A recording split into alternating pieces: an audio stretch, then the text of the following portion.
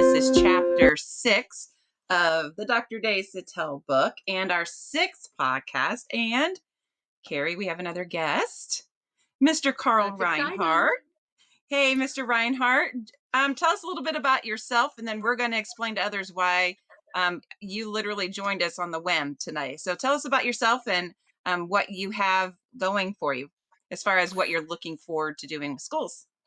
Yeah, absolutely. And thanks for having me. Carl Rhinehart with Future Achievers. I also work in the field of social work and with kids and families. Do some contract work with DCS families and have my own company in which I, again, do the same thing, working with kids and families, just trying to help them reconnect and improve. Um, Future Achievers, though, is a nonprofit organization that I started with two other individuals back in 2012. And we work to help youth get access to information and opportunities to help them be successful. Looking at high school students initially, that those teen years, but really we feel like what we're doing and the information we're trying to share can be adapted and applied to anybody. I mean, from elementary all the way to what I would consider maybe transitional.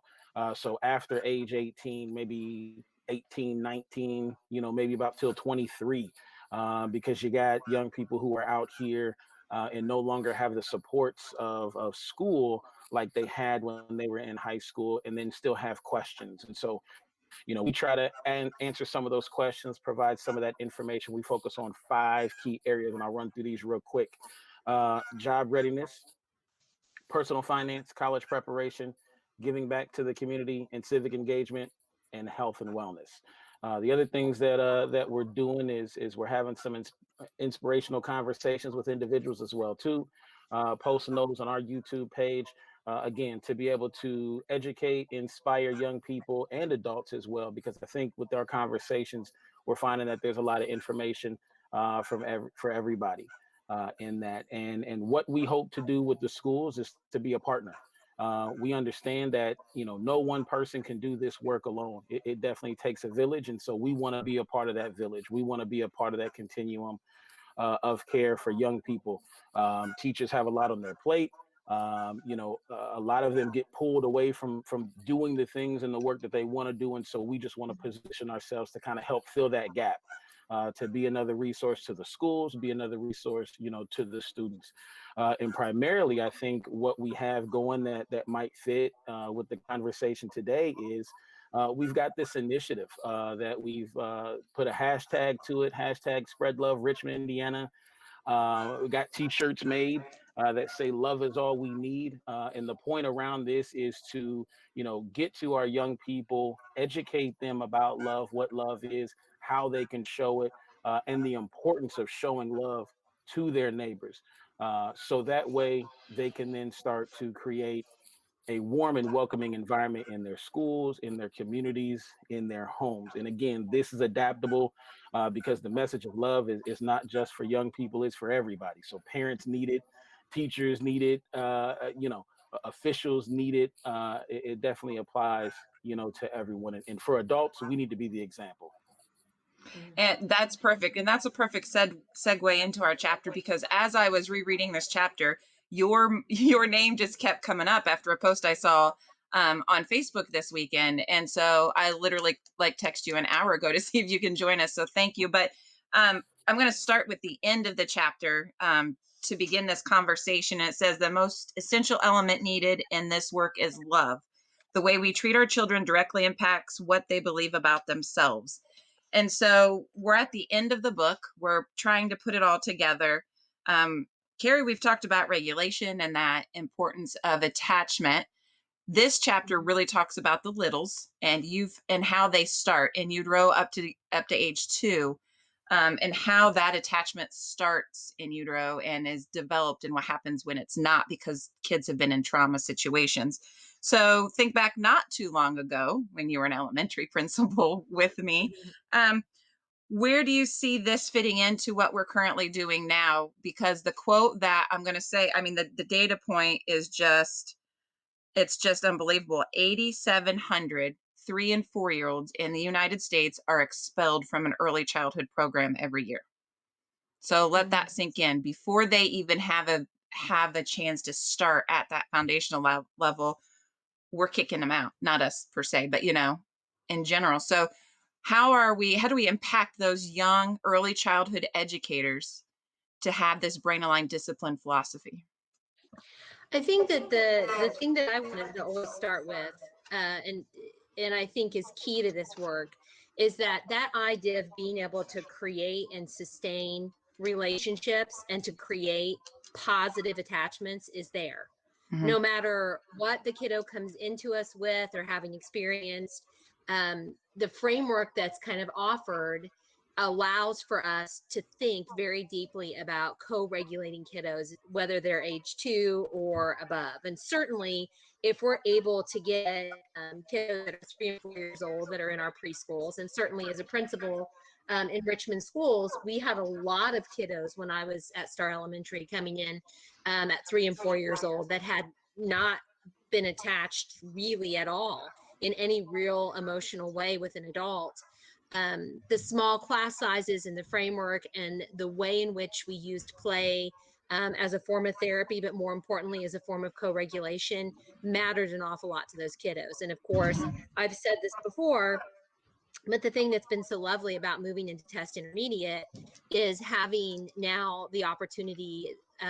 Some of the kiddos that I had in kindergarten are now at Star, are now at test. And Hmm. I have these memories and these reflections about their capacity to regulate, self-regulate, and the number of staff and the times where we had to co-regulate with those kiddos. And we've certainly seen the success in that. The sadness for me isn't that they haven't grown and succeeded, but sometimes the adults that are working with them now don't have the advantage that I do of knowing how much they've grown and they've succeeded, and how those regulatory strategies and co-regulation and attachment things that we're doing through the framework Hmm. benefit those kiddos. Absolutely. I think that's where it's key, is building that relationship. Elementary, you kind of get that a little bit longer too, right? As a principal, you see them. But I see this as a great jump in with Carl as well, because you're reaching those 18, 19-year-olds who will be the parents soon enough. And how do you put them in a position where they're still they're able to learn those strategies of the importance of that trusting, caring relationship that you build with your kid at the very beginning, when they first start. What do you think, Carl? What do you think as far as in schools? How do we spread that love? So co-regulation, we've been talking about that a lot, and it does come down to love. You don't necessarily say it all the time. Just love the kid, right? That's what we want to say. Mhm. Just love the kid, because then you're going to do the right thing. But as an educator, some people are still in that mindset that they're there to work and that the kid has to do what they ask them to do. So, you have any ideas off the top of your head of how we can get that instilled in our mindset? Because it is a shift, and we've been talking about it a lot. Yeah, definitely, and I think you're right. It is most definitely a mind shift. And when I think about the term love, right, and sometimes we use it so much it becomes cliche. Oh yeah, I love them. Yeah, but I don't like them. you know, I, Yeah. yeah, that really doesn't go that Hmm. well, together. And so to me now, where I'm at through my studies and understanding is that love now is a mindset.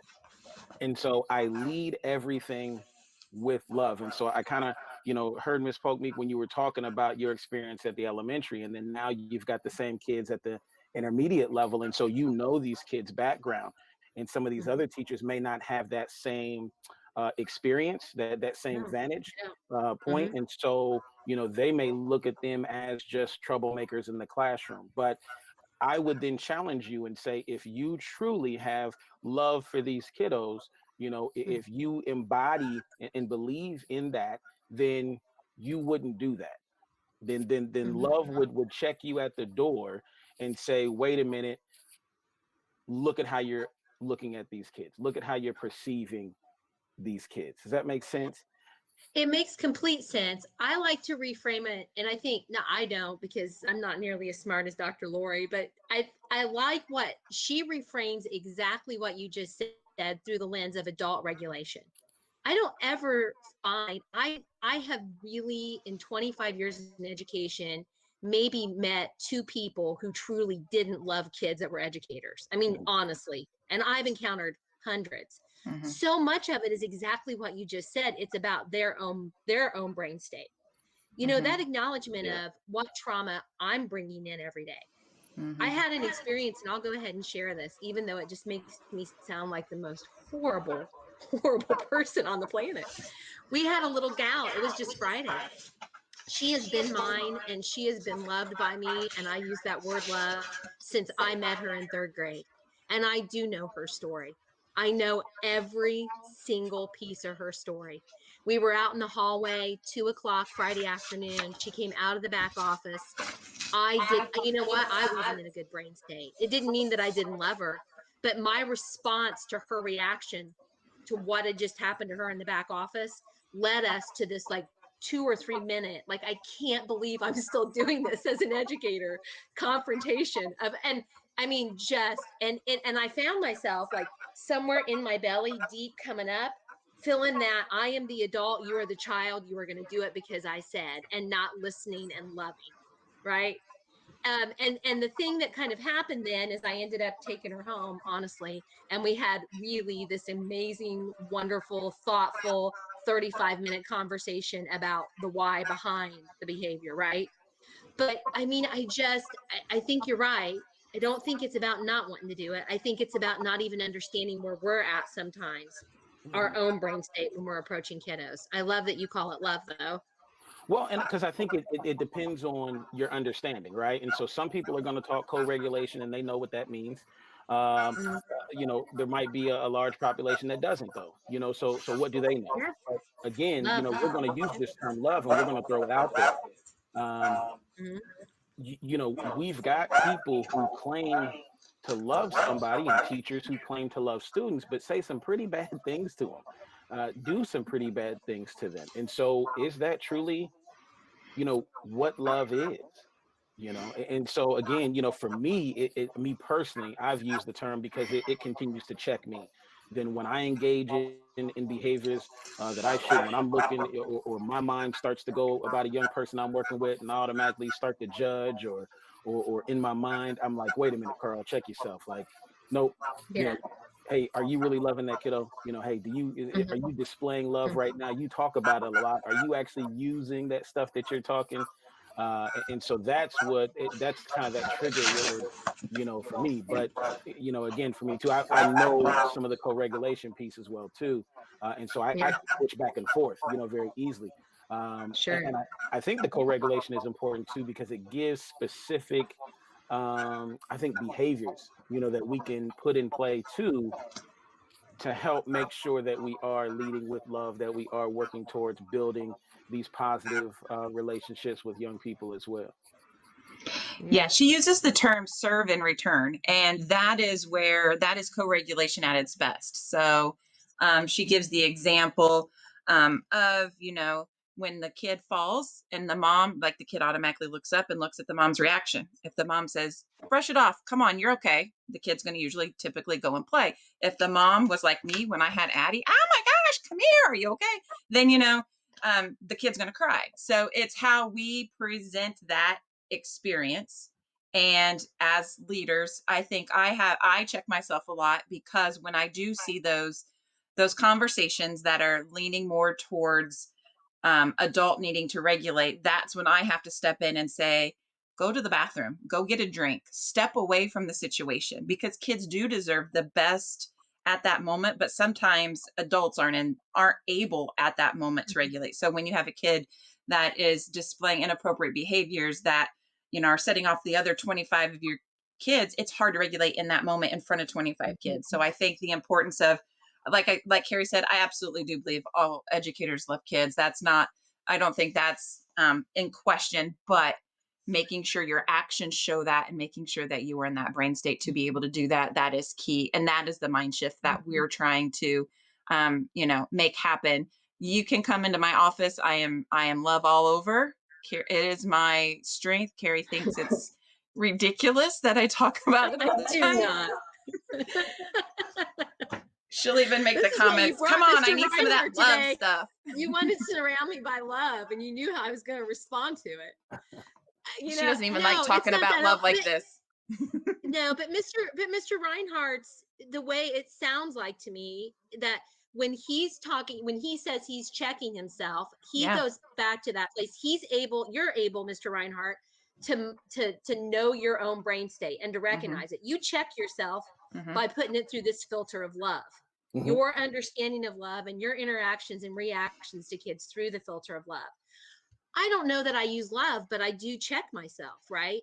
The thing that was really important for me about Friday, and I think this was the thing that Mr. Reinhardt gets to do in his job, and the thing that you get to do in your job, Phillips, is that I had I don't want to say the pleasure, but I had the gift of being able to repair what happened in the hallway because I didn't have 25 kids sitting there looking at me that I had to continue to teach, right? And so there's also this kind of impetus, and we've talked about that before, about how we start to build. You know, I love that we have organizations like Mr. Reinhardt's in our community to help, because there's never, I mean, we need those community supports.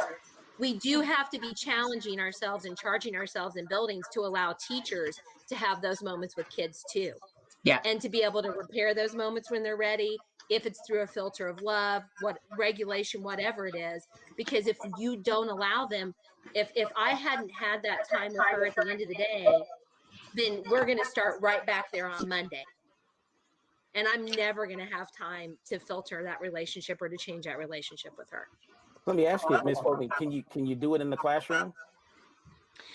I think you can, and I know we are, right? I know we are. And we continue to focus on these really big, glorious moments of dysregulation that call our attention and require adults all kind of conglomerating together because of absolutely all the time. Yeah. How are we? Tell me how we're doing it in the classroom, Phillips, because she's really, really good at it. She's mastered it.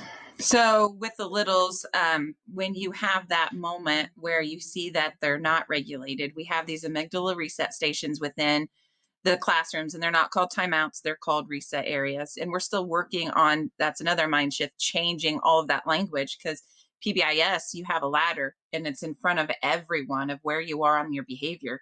And if you have to go to timeout, you go to this area. So we're really trying to shift that whole traditional discipline to move around Dr. Desautels, this brain aligned, knowing and understanding our brains and how they work. So kids are taught regulation strategies. We start every day with a morning meeting where we're practicing one of those strategies of whether it's deep breathing, or she talked a lot about brushing, and brushing has worked really well with my own kiddo because he was delayed in his vestibular and his sensory. And so he presented as nonverbal for a long time. And so, he looks like he doesn't know a lot of stuff, but when you get to the root of it and you start working on that sensory piece, it comes out. So like in play with kids, as you're talking, when I pull a kid because of some inappropriate behavior, we walk or we go to the gym and we throw a ball, or we have the brush and we do the, like she did the example of superhuman powers. I'm going to put your spider webs and you're brushing and you're just getting to that sensory where those kids can regulate. And then you teach them, this is a strategy you can use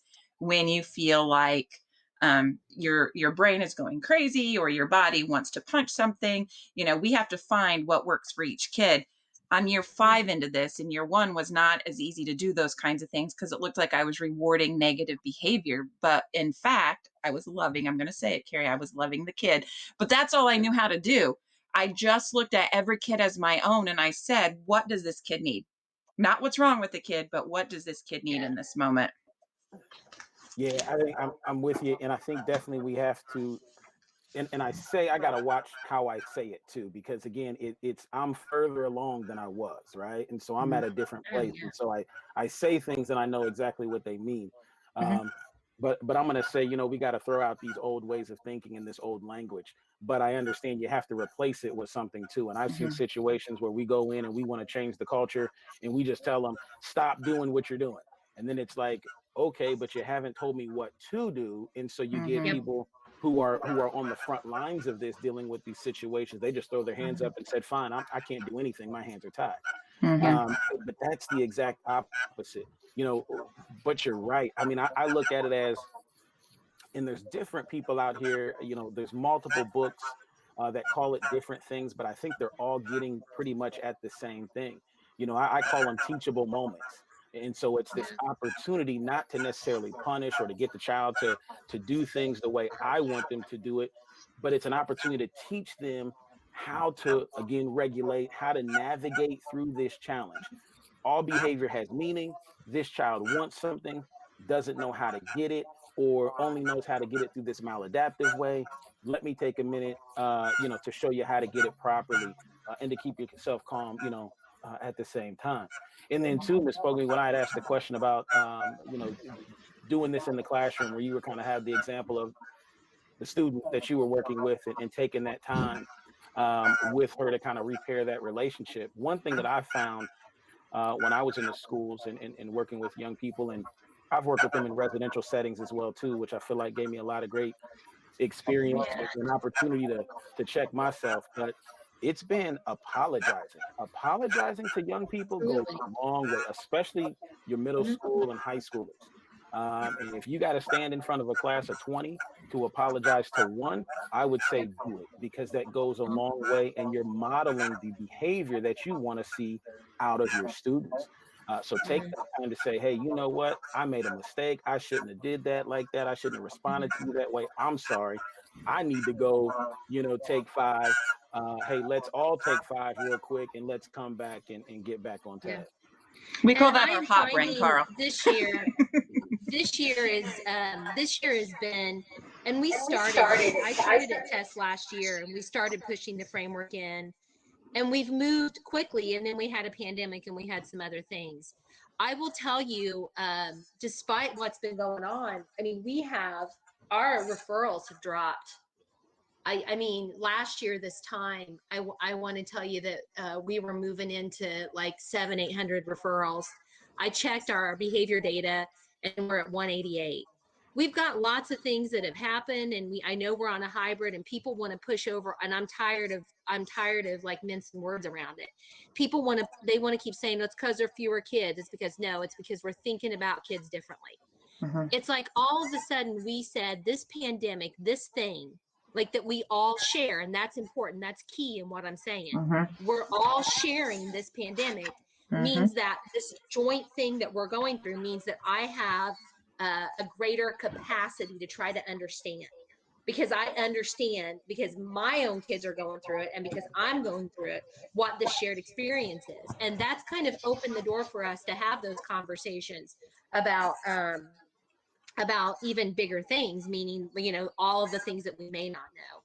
And in a broader sense, we've started borrowing really heavily from a program called Handle with Care. There are things that we sometimes can't tell our staff about what has happened to a kid. It's not our story to share. It's legal in nature, it's all the things, but they can get an email, and they do every time, that just says Handle with Care. Mhm. You don't need to know that something has, you're not going to know the what, but if you're getting this email from me, if you're having this conversation with me, then that means this kid, that experience is something that you need to be very sensitive to. So we've noticed a lot more of that, a lot more. It's a lot less of people coming in and saying, what did this kid, look at what this kid did, and a lot more of our staff saying, what does this kid need, or what has Mhm. this kid experienced, help me understand. It's Mhm. been huge.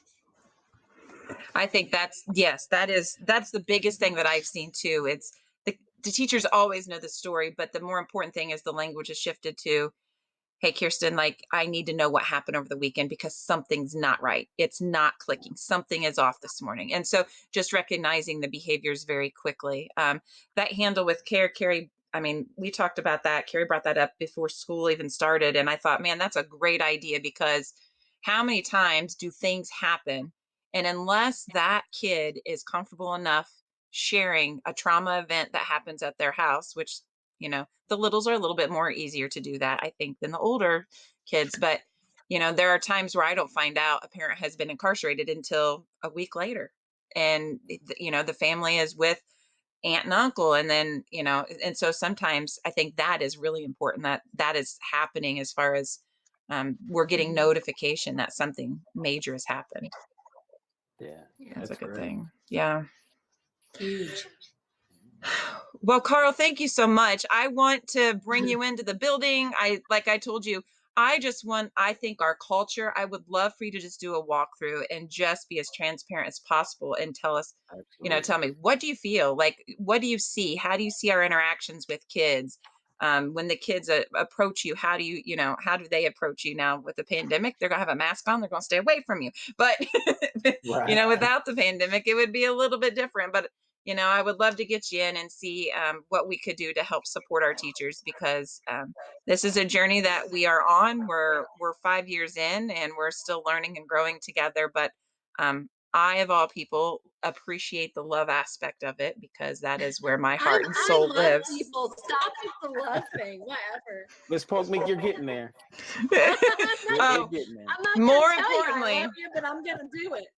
I think that I will attach Carrie wrote a letter this week, and it ended Mm, with the love word. So she has put a lot of work into it. I do. I do She love them, does and I tell love, kids every day I love them. that I letter know. I'm teasing. just sent chills I through me. know. So I'll have to attach that to our podcast this week. So Hey, let me offer something too. As we're starting to wind down. I think we might do another week and look more closely at strategies. right. But man, I want to start to offer another. If anybody else is kind of following around, or anybody else is dealing with this idea, I mean, of educator and educator brain states. I started this book study with a group of people. I just finished that with them, and I'm telling you, talk about a positive way to talk about stress and stress cycles. Mr. Rhinehart said it and he said it.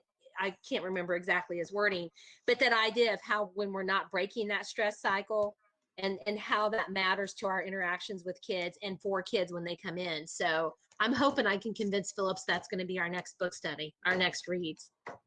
That Well, only because I've already read it and I have an advantage, but there's that. So well, that's about the third book she's offered, so we'll figure it out, I guess. All right, so Mr. Reinhardt, thank you for joining us, Future Achievers. And what hashtag do I need to put on our podcast for you? Yeah, put hashtag spread love Richmond IN. Got it. All right, well, you're definitely. welcome at test too anytime. I didn't offer, but I hope you know that's true. Okay, I'm gonna take you both up on that. I appreciate that. Definitely, I want to come out and see what's currently being done, because again, every school building is different. I think, and so definitely, and I mean, for me, before I come in and make recommendations or anything like that, I need to see what's currently happening, and we need to celebrate, those positives and the work that's already been done as well too. So, thank you for Absolutely. those offers. I'll take you up on that for sure. Absolutely. Well, thank you for joining us, and thank you all for joining us on another week of Lens of Reflective Leadership. Next week, we will finish up Dr. Desautels' book, Connections Over Compliance, with all of our resources and strategies that you can use in your classroom. Have a great afternoon. Bye.